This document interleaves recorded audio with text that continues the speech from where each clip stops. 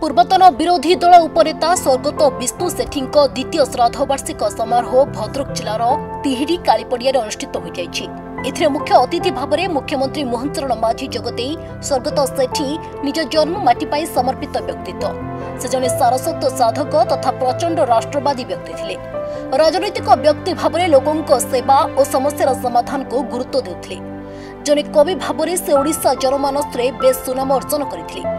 विधानसभा वंदे उत्कल जननी संगीत को राज्य संगीतर महान्यता देवा प्रथमे विधानसभा प्रश्न उठाई संघर्ष और संभावना रखी मूर्तिमंत प्रतीक थिले विष्णु बाबू। भद्रक सांस्कृतिक भित्तिभूमि को सुदृढ़ करथिले सही व्यक्ति जनक। वास्तव में विष्णु बाबू थिले जने असाधारण व्यक्तित्व बोली मुख्यमंत्री कही तांको श्रद्धांजलि जणाइछन्ति।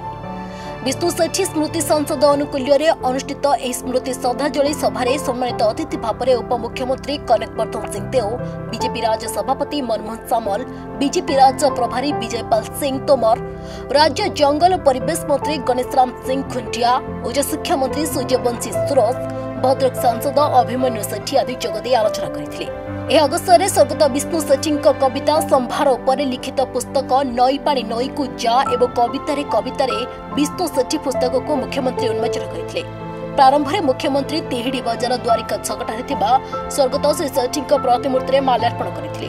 एक कार्यक्रम में सांसद विधायक और बहु मान्यगण अतिथि माने जोग देथिले। स्वर्गत विष्णु सेठी द्वितीय श्राद्ध वार्षिक अवसर में आज मु ये श्रद्धांजलि सभा को मुझे आसी एवं तांकर स्मृतिचारण आज ये कर सुजोग पाइली।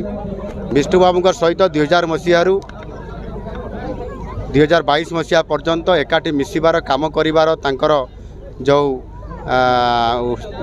आग्रह थिला ओडिशार विकास पाई समृद्ध ओडिशा गठन करिवार बहुत बड़ भूमिका थिला एवं तांकर सहित एकाठी बसी काम करिवार जो सुजोग पाइथिले निश्चित भाव में से जड़े प्रेरणादायी एवं जड़े राजनैतिक सहित समाज सेवी एवं जड़े साहित्यिक एणु निश्चित भाव में ये जन्ममाटी श्रद्धांजलि देवा एवं तांकर जो ओडिशा प्रति समृद्ध ओडिशा गठन करिवार बहुत बड़ गोटे तांकर प्रमुख भूमिका थिला ताकू मने पकेइबा कथा एवं ताकू मने पकेइछि। निश्चित भाव में तांकर अमर आत्मार सद्गति कामना करने सहित तांकर जो प्रेरणा थिला तांकर जो उत्साह थिला तांकर जो ओडिशा को समृद्ध ओडिशा करिवार गठन जो परिकल्पना थिला ताकू साकार करने प्रेरणा पाई।